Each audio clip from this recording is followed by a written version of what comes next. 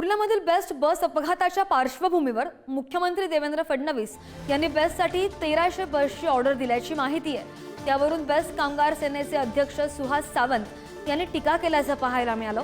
या गाड्या खासगी मालकीच्या असतात आणि त्यामुळे ही फसवणूक असल्याचा आरोप सुहास सावंत यांनी केलाय।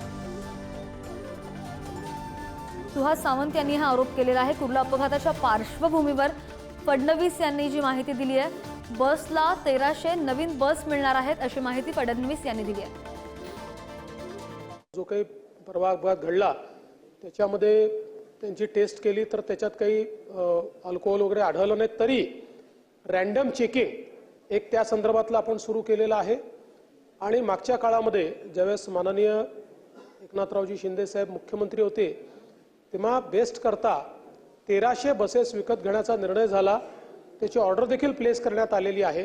हे खरं आहे की बीएसटीतल्या अनेक बसेस खूप जुन्या झालेल्या आहेत। आयुक्तांना आपण निर्देश दिलेले आहेत की त्यांनी जे बेस्टचे प्रमुख आहेत त्यांच्यासोबत बसून एक नीट योग्य प्लॅन चॅकआउट करावा, जेणेकरून बेस्टच्या सेफ्टीच्या संदर्भात देखील आणि प्रवाशांच्या सेफ्टीच्या संदर्भात देखील आपल्याला उचित उपाययोजना करता येतील। तथापि या संदर्भात सविस्तर लेखी निवेदन आपल्याला देण्यात येईल।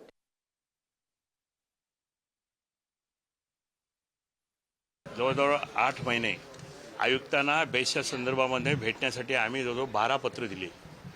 हे ॲक्सिडेंट आणि वेटलिस्टच्या गाड्यांमुळे होणारं नुकसान आणि बेस्टचं उच्चाटन होण्याची भीती, बेस्ट संपूर्ण बंद पडण्याची भीती, या सगळ्या गोष्टींनी ग्रासलेले असल्यामुळे आम्ही बेस्ट कामगार सेनेतर्फे साहेबांना 11 निवेदन दिली, परंतु आम्हाला वेळ मिळाला नाही।